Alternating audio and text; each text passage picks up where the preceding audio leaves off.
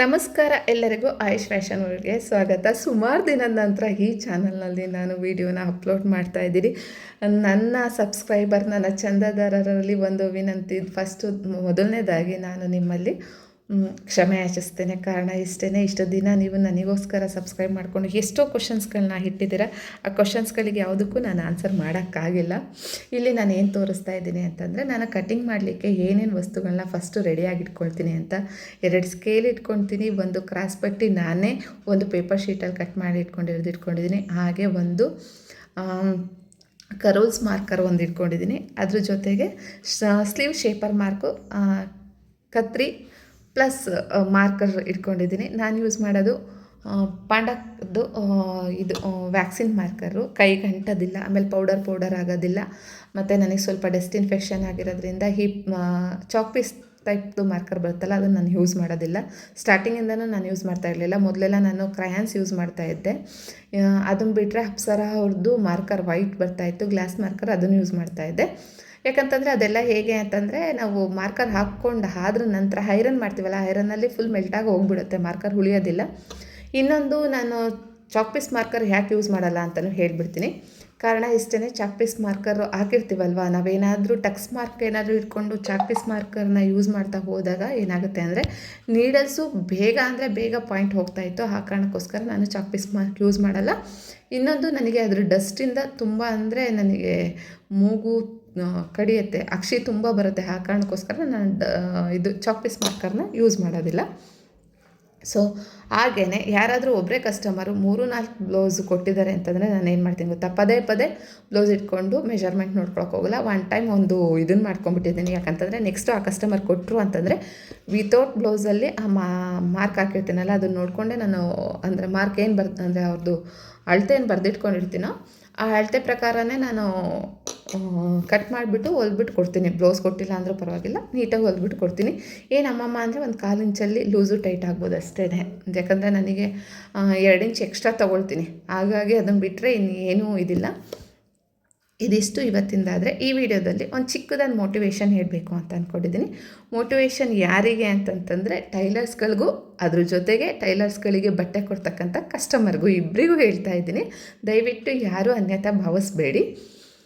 ಮೊದಲನೇದಾಗಿ ಬಂದುಬಿಟ್ಟು ಯಾಕೆ ಇಷ್ಟು ದಿನ ವಿಡಿಯೋ ಮಾಡಿಲ್ಲ ಅಂತಂದರೆ, ನಾನು ಇದ್ದಿದ್ದ ಪ್ಲೇಸಲ್ಲಿ ನಾನು ಟೈಲರಿಂಗ್ ಪ್ರೊಫೆಷ್ನಲ್ನ ಸ್ಟಾಪ್ ಮಾಡಿದ್ದೆ ಒಂದು. ಯಾಕಂತಂದರೆ ಅಲ್ಲಿ ಒಂದು ರೂಲ್ಸ್ ಬಂದಿತ್ತು, ಮನೆಯಲ್ಲಿ ಯಾವುದೇ ರೀತಿ ಎಂಪ್ಲಾಯ್ಸ್ ವೈಫ್ಗಳು ಯಾವುದೇ ರೀತಿ ಬಿಸ್ನೆಸ್ ಮಾಡೋಂಗಿಲ್ಲ ಅಂತ ಹೇಳಿ ನಮಗೆ ಇದು ಬಂದಿತ್ತು.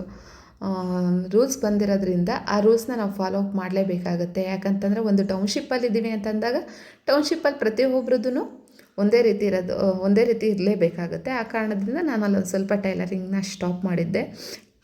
ಅದಾದ ನಂತರ ಇವಾಗ ನನ್ನ ಪತಿದೇವರು ಜಾಬ್ ಚೇಂಜ್ ಮಾಡಿದ್ರಿಂದ, ಇವಾಗ ನಮ್ಮ ನೇಟಿವ್ಗೆ ನಾನು ಬಂದಿರೋದ್ರಿಂದ, ನನ್ನ ನೇಟಿವಲ್ಲಿರ್ತಕ್ಕಂಥ ನನ್ನ ಹಳೆ ಕಸ್ಟಮರ್ಗಳು ನನಗೆ ಏನು ಸ್ಟಿಚಿಂಗ್ ಮಾಡಲಿಕ್ಕೆ ಬ್ಲೌಸ್ಗಳು ಕೊಡ್ತಾ ಇರ್ಬೋದು, ಅಥವಾ ಮೇಕಪ್ ಪ್ರೊಫೆಷ್ನಲ್ ಆಗಿರೋದ್ರಿಂದ ಮೇಕಪ್ ಆರ್ಡರ್ ಸಹ ಕೊಡ್ತಾ ಇದ್ದಾರೆ. ಅವರಿಗೆಲ್ಲರಿಗೂ ಈ ಮೂಲಕ ಧನ್ಯವಾದ ತಿಳಿಸ್ತಾ ಇದ್ದೀನಿ. ಯಾಕಂದರೆ ನನ್ನ ಕೆರಿಯರ್ನ ರೀಸ್ಟಾರ್ಟ್ ಮಾಡಬೇಕು ಅಂದಾಗ ನಿಜವಾಗ್ಲೂ ಸುಮಾರು ಜನ ನನಗೆ ಸಾಥ್ ಕೊಟ್ಟರು. ಅದರಲ್ಲಿ ಎಸ್ಪೆಷಲಿ ನನ್ನ ಫ್ರೆಂಡ್ಸ್ಗಳಂತೂ ತುಂಬ ಸಾಥ್ ಕೊಟ್ಟಿದ್ದಾರೆ, ಅವ್ರಿಗೆ ನಾನು ಥ್ಯಾಂಕ್ಸ್ ಹೇಳ್ತೀನಿ. ಹಾಗೆ ಕಾರಣ ಇನ್ನೊಂದು, ಓವರ್ಲಾಕ್ ಮಿಷಿನ್ ಬಗ್ಗೆ ಸುಮಾರು ಜನ ಕೇಳಿದ್ರಿ, ಥ್ರೆಡ್ ಹಾಕೋದು ಹೇಳ್ಕೊಡಿ ಮೇಡಮ್ ಅಂತ. ಎಸ್ಪೆಷಲಿ ನನ್ನ ಓವರ್ಲಾಕ್ ಮಿಷಿನ್ ಹಾಳಾಗಿದ್ದ ಕಾರಣ ನಾನು ಥ್ರೆಡ್ ಹಾಕೋದು ಹೇಳ್ಕೊಟ್ರು, ನಾನು ಸ್ಟಿಚ್ ಮಾಡೋ ಟೈಮಲ್ಲಿ ಪದೇ ಥ್ರೆಡ್ ಕಟ್ಟಾಗೋದ್ರಿಂದ ನಿಮಗೆ ಹೇಗಾಗುತ್ತೆ, ಈ ಅಮ್ಮಂಗೆ ಕೆಲಸ ಬರುತ್ತೋ ಇಲ್ವೋ ಅನ್ನೋಂಗಾಗುತ್ತೆ ಅನ್ನೋ ಕಾರಣಕ್ಕೆ ನಾನು ಏನು ಮಾಡಿದ್ದೆ, ವಿಡಿಯೋನ ಮಾಡಿರಲಿಲ್ಲ. ಹಾಗೆ ಲರ್ನರ್ಸು, ಬಿಗಿನರ್ಸು ಯಾವುದು ನಾವು ಮಿಷಿನ್ ತೊಗೊಂಡ್ರೆ ಬೆಟರ್ ಅಂತಂದರೆ, ಬೇಸಿಕ್ ವರ್ಷನ್ನು ಡರ್ಬಿ ಅವ್ರದ್ದು link model square box type ಇರೋ ಅಂಥ ಮಿಷಿನ್ ಬರುತ್ತೆ. ದಯವಿಟ್ಟು ಅದನ್ನು ತೊಗೊಳ್ಳಿ, ಬೆಟರು. ತುಂಬ ಸ್ಮೂತ್ ಹ್ಯಾಂಡ್ಲಿಂಗು. ನೀವು ನಿಜವಾಗ್ಲೂ ಜಾಕ್ ಮಿಷಿನಲ್ಲಿ ಹೊಲಿದಷ್ಟೇ ಈಸಿಯಾಗಿ ಅದರಲ್ಲಿ ಮೂವ್ ಮಾಡ್ಬೋದು. ಯಾಕಂತಂದರೆ ನಮ್ಮ ಮನೆಯಲ್ಲಿ ಕೂಡ ಆಲ್ರೆಡಿ 2 ಅದೇ ಡರ್ಬಿ ಅವ್ರದ್ದು ಲಿಂಕ್ ಮಾಡೆಲ್ದು ಬೇಸಿಕ್ ವರ್ಷನ್ ಇದೆ. 3 ಇದೆ. ತುಂಬ ಚೆನ್ನಾಗಿ ಬರುತ್ತೆ. ಏನು ಜಾಕಲ್ಲಿ ಸ್ವಲ್ಪ ಹೈ ಸ್ಪೀಡು, ಅಂದರೆ ಪವರ್ ಮಿಷಿನ್ ಆಗಿರೋದ್ರಿಂದ ಸ್ವಲ್ಪ ಬೇಗ ಕೆಲಸ ಆಗುತ್ತೆ. ಬಟ್ ಇದರಲ್ಲಿ ನಾವು ಪೆಡ್ಲಿಂಗ್ ಮಾಡಬೇಕು, ಎಸ್ಪೆಷಲಿ ಆರೋಗ್ಯಕ್ಕೂ ತುಂಬ ಒಳ್ಳೆಯದೇ. ನಾವು ಜಿಮ್ಗೆಲ್ಲ ಹೋಗಿಬಿಟ್ಟು ಸೈಕಲ್ಲು, ಥ್ರೆಡ್ಮಿಲು, ಅದು ಇದು ಅಂತ ಮಾಡೋ ಬದಲು ಈ ಥರ ಟೈಲರಿಂಗ್ ಮಾಡ್ತಾ ಇದನ್ನು ಮಾಡಿದ್ರೆ ಬೆಟರು. ಸೊ ಲರ್ನರ್ಸ್ಗೆ ಇದಾಯಿತು. ಹಾಗೆ ಮೇಡಮ್ ನಾವು ಏನೂ ಮಾಡ್ತಾ ಇಲ್ಲ, ಮನೆಯಲ್ಲೇ ಇದ್ದೀವಿ, ಏನಾದರೂ ಕೆಲಸ ಮಾಡ್ಕೊಬೇಕು ಅಂತ ಅಂದ್ಕೊಂಡಿದ್ದೀವಿ. ಈ ಜಿಗ್ಜಾಗು ಫಾಲ್ ಆಗಿರ್ಬೋದು ಅಥವಾ ಸ್ಯಾರಿಗಳಿಗೆ ಕುಚ್ಚಾಕೋದಾಗಿರ್ಬೋದು ಅಥವಾ ಈ ಬ್ಲೌಸ್ಗಳನ್ನ ಉಕ್ಸು ಕಾಜ ಮಾಡಬೇಕು, ಏನಾದರೂ ಮಾಡಿಬಿಟ್ಟು ನಾವು ಅರ್ನ್ ಮಾಡಬೇಕು ಅಂತ ಇರೋರಿಗೆ ದಯವಿಟ್ಟು ನಿಮ್ಮ ಹತ್ರದಲ್ಲಿ ಯಾವುದಾದ್ರೂ ಟೈಲರ್ ಅಂಗಡಿ ಇದೆ ಅಥವಾ ನಿಮ್ಮ ಊರಲ್ಲಿ ಯಾರಾದರೂ ಪ್ರೊಫೆಷ್ನಲ್ ಟೈಲರ್ಸ್ ಇದ್ದಾರೆ, ಚೆಂದ ಹೊಲಿತಾರೆ ಅನ್ನೋರ ಹತ್ರ ಹೋಗ್ಬಿಟ್ಟು ದಯವಿಟ್ಟು ನೀವು ಎಮ್ಮಿಂಗು ಉಕ್ಸು ಕಾಜ ಸ್ಯಾರಿಗೆ ಜಿಗ್ಜಾಗು ಫಾಲು ಮಾಡಿಕೊಡ್ತೀವಿ, ಕೊಡ್ತೀರಾ ಅಂತ ಕೇಳಿ. ಟೈಲರ್ಸ್ಗಳು ತೊಗೊಳ್ಳೋ ಅಷ್ಟೇ ಅಮೌಂಟ್ನ ಅವರು ನಿಮಗೆ ಕೊಡೋದಿಲ್ಲ. ಫಾಲೆಲ್ಲ ನಿಮ್ಮದೇ ಹಾಕಿಬಿಟ್ಟು 50 ರೂಪಾಯಿ ಮಾಡಿಕೊಡಿ ಅಂತಾರೆ. ಬೆಟರು 50 ರೂಪಾಯಿ, ಒಂದು 20 ನಿಮಿಷಕ್ಕೆ ಒಂದು ಫಾಲ್ ಹಚ್ಬೋದು. ಜಿಗ್ಜಾಗ್ ಮಾಡಿ ಒಂದು ಫಾಲ್ ಕೂಡ 20 ನಿಮಿಷಕ್ಕೆ ಹಚ್ಬೋದು. ನಮಗೆ ಸ್ಟಾರ್ಟಿಂಗ್ ಲಾಸ್ ಅಂತ ಬಂದ್ರೂ ಪರವಾಗಿಲ್ಲ, ನೀವು ಅದನ್ನು ಮಾಡ್ತಾ ಹೋಗಿ. 11 ರೂಪೀಸು 20 ರೂಪೀಸ್ವರೆಗೂ ಫಾಲ್ಸ್ಗಳು ಅವೈಲೇಬಲ್ ಇದೆ. ಜಿಗ್ಜಾಗ್ ಬಂದುಬಿಟ್ಟು 20 ರೂಪೀಸಿಗೆ ಮಾಡಿಕೊಡ್ತಾರೆ. ನಿಮ್ಮ ಹತ್ರನೇ ಮಿಷಿನ್ ಇದ್ದರೆ ನೋ ಪ್ರಾಬ್ಲಮ್. 20 ರೂಪೀಸ್ ಜಿಗ್ಜಾಗಿಗೆ ಹೋದ್ರೂ, 15 ರೂಪೀಸ್ ಫಾಲಿಗೆ ಹೋದ್ರೂ ಅಲ್ಲಿಗೆ ನಿಮಗೆ 35 ರೂಪೀಸ್. ಇನ್ನು 15 ರೂಪೀಸಿಗೆ ಫಾಲ್ ನಾವು ಹಚ್ಕೊಡ್ಬೇಕಾ? ಹೌದು, ಯಾಕಂತಂದರೆ ಬಿಗಿನರ್ಸ್ ಆದಾಗ ಫಾಲ್ ಹಚ್ಚೋದು ತುಂಬ ಅಂದರೆ ತುಂಬಾ ಟ್ರಿಕ್ಕಿ ಇರುತ್ತೆ. ಯಾಕಂತಂದರೆ ಸಮ್ಟೈಮ್ಸು ಮಗ್ಗದ ಸ್ಯಾರಿಗಳು ಏನಾದರೂ ಬಂತು ಅಂದರೆ ತುಂಬ ಕ್ರಾಸ್ ಬರುತ್ತೆ. ಆ ಟೈಮಲ್ಲಿ ತುಂಬ ಪೇಷನ್ಸಿಂದ ಹಚ್ಚಲೇಬೇಕು. ಫಸ್ಟು ನೀವು ಫಾಲು, ಜಿಗ್ಜಾಗು, ಕುಚ್ಚು, ಆಮೇಲೆ ಕಾಜಾ, ಉಕ್ಸು ಹಾಕೋದನ್ನು ಪ್ರಾಕ್ಟೀಸ್ ಮಾಡ್ಕೊಳ್ಳಿ. ಆಮೇಲೆ ನಿಮಗೆ ಕೈ ಚೆನ್ನಾಗಿ ಹಿಡಿತು ಈ ವೃತ್ತಿ ಅಂತಂದರೆ ದಯವಿಟ್ಟು ನೀವು ಟೈಲರಿಂಗ್ ಕಲ್ತ್ಕೊಂಡು ನಿಮ್ಮ ವರ್ಕ್ನ ಸ್ಟಾರ್ಟ್ ಮಾಡಿ. ಇದಿಷ್ಟು ನಾನು ಹೇಳಬಲ್ಲೆ. ಅದಾದಮೇಲೆ ಮೇಡಮ್ಮು ನಾನಂತೂ ಟೈಲರಿಂಗ್ ಮಾಡ್ತಿದ್ದೀನಿ ಬಟ್ ದುಡ್ಡೇ ಉಳಿಯಲ್ಲ ಅನ್ನೋರಿಗೆ ಒಂದು ಕಿವಿ ಮಾತೇನಪ್ಪ ಅಂತಂದರೆ, ಪ್ರತಿದಿನ ನೀವು ಟೈಲರಿಂಗಿಗೆ ಏನು ಇನ್ವೆಸ್ಟ್ಮೆಂಟ್ ಮಾಡ್ತೀರೋ ಅದನ್ನು ಒಂದು ಕಡೆ ನೋಟ್ ಮಾಡ್ಕೊಳ್ಳಿ, ಇನ್ನೊಂದು ಕಡೆ ಬಂದುಬಿಟ್ಟು ಬಂದಿರೋ ಇನ್ಕಮ್ನ ನೋಟ್ ಮಾಡ್ಕೊತಾ ಹೋಗಿ.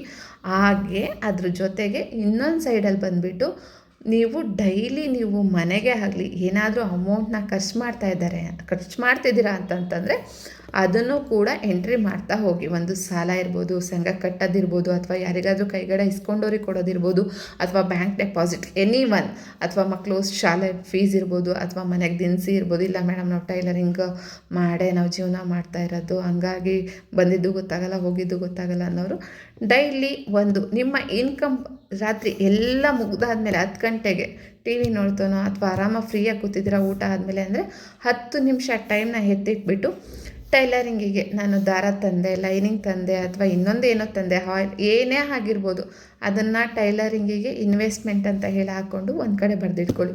ಟೈಲರಿಂಗ್ ಇನ್ಕಮ್ ಅಂತ ಹೇಳಿಬಿಟ್ಟು ಒಂದು ಕಡೆ ಡೈರಿನಲ್ಲಿ ಮೆನ್ಷನ್ ಮಾಡಿಕೊಡಿ, ಈ ಮಂತಿಂದ ಮಾತ್ರ. ಈಗ ಡಿಸೆಂಬರ್ ಮಂತು ಅಂದರೆ ಡಿಸೆಂಬರ್ ಇನ್ಕಮ್, ಇನ್ವೆಸ್ಟ್ಮೆಂಟ್, ಆಮೇಲೆ ಪರ್ಸ್ನಲಿ ಫ್ಯಾಮಿಲಿಗೆ ಇನ್ವೆಸ್ಟ್ಮೆಂಟ್ ಎಷ್ಟು ಮಾಡಿದ್ದೀರಾ ಅಂತ ಒಂದು 3 ಇದನ್ನು ಮಾಡಿಕೊಂಡು ನೀವು ಮೆನ್ಷನ್ ಮಾಡ್ತಾ ಹೋಗಿ. ಡೈಲಿ ಒಂದು 10 ರೂಪಾಯಿ ಆಗಿರಲಿ, ತರಕಾರಿ ತೊಗೊಂಡಿದ್ದೀರಾ, ಫ್ಯಾಮಿಲಿ ಇನ್ವೆಸ್ಟ್ಮೆಂಟ್ ಇವತ್ತು ನಾವು ಮಾಡಿರೋದು 10 ರೂಪೀಸ್, ಅದನ್ನು ಮೆನ್ಷನ್ ಮಾಡ್ತಾ ಹೋಗಿ.